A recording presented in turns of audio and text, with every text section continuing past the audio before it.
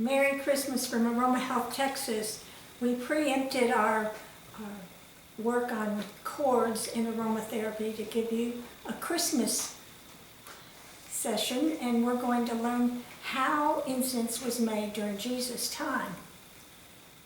In the Bible, in Psalms 141, it says, "Let my prayer be counted as incense before you." So aromas connected humanity with the divine, and they used it for worship, for purification, for devotion and healing. Ultimately, we're looking at the transformation of soul.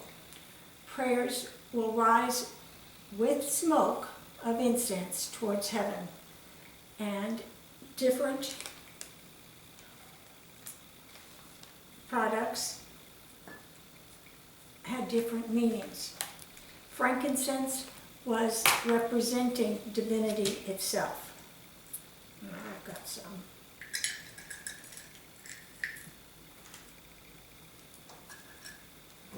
And this is Mark. He's going to be helping us today. And myrrh represents sacrifice and suffering. And Nicodemus in the Bible prepared Jesus' body with myrrh and aloes, which was out in aloe wood. It was actually a tree. But myrrh was used for sacrifice. That might be a little bit too much. And then benzoin styrax, it could have been called styrax or benzoin, was used to for worship and especially for purification. I have a huge chunk here, but we don't need that much. You can see they're just pellets. They grind real easily. It's not hard. We just use a mortar and pestle. The trade routes came from Arabia right through Judea, so they had abundance of the products needed to make their incense, and they used it in everything, their homes. In the temple, everything was special that they used, because at home they could use sandalwood, they could use rose resin, which is sort of like an absolute. They used amber and spikenard. Spikenard was very expensive even then, and Lazarus' sister, Lazarus, who Jesus brought from the dead, his sister Mary bathed Jesus in nard, they call it in the Bible nard, and then wiped his feet. She bathed his feet with nard and wiped it with her hair.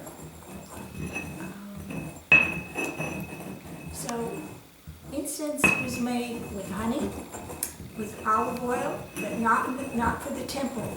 Olive oil was not used for the temple, but honey. There could be, especially in different areas like home or during any kind of ceremony, they could have used flower extracts like the rose, and they even used salt. So salt was a very special, not sacred, but very special in those times. And so we can make small pellets.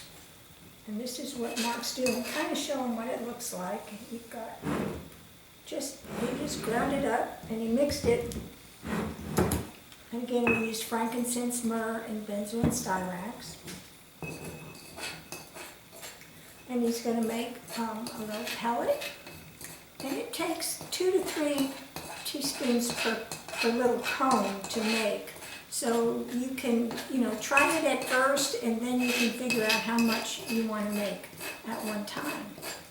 The small pellet is going to be left to dry, usually overnight, but at least 12 hours. And then they burned it on olive wood, or today it's more on charcoal, or we're going to just use an incense burner type. Candle burner, incense burner, something. They get really hot, so you can't just leave it on a counter or anything like that, or glass. It could break. So you want a slow release and minimal soot, because meaning leftover because these people, they didn't have garbage pickup, so they kept everything as clean and utilized as possible with as little to throw away as possible. When he ground up his little powders, he mixed it with a few, have you done it yet? Yeah, you need a little more. We used honey and a few drops of water. You can use either or, but it's kind of nice together. It makes it easy to drop in there.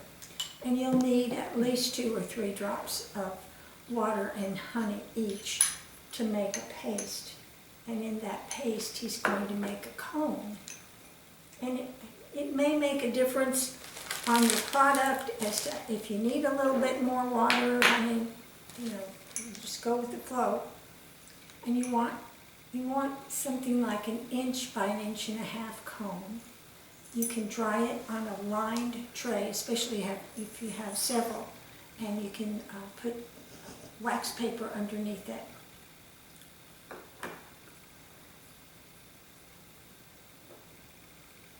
Here's one we've done that is dry. Now sometimes when you first light them and blow it out, you want to blow it out pretty fast so it starts smoking, but it's not real smoky, because it's that slow release you're after. So you can light it and be sure and use some kind of heat-proof bowl or container, and then blow out the flame and leave it smoking until only ash is left. And of course, this is what people do with meditation, and they did in ancient times too, which is so important to me that all these are just as important now and utilized now as they were thousands of years ago. Oh, that looks good. That's good. They can't see it there. You can move pieces in there. Yeah. So that has to dry, or it won't burn and smoke. So we're letting that one to dry, and you want me to do it?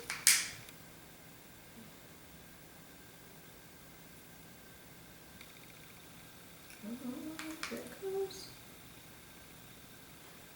Just like blowing out a candle.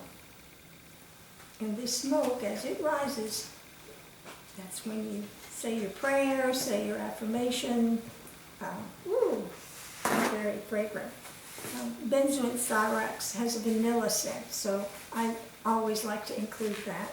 Myrrh is not as fragrant, and of course frankincense has a wonderful scent. And this, here it goes. There goes your meditation, your prayers. And if it's smoking too much, you can blow on it a little bit and put it in a safe place. So we hope you enjoy your Christmas season, and we'll be back after Christmas and work on our chords again for aromatherapy. And as this proves, aromatherapy is as ancient as man. Here and woman. Here we are. Bye-bye.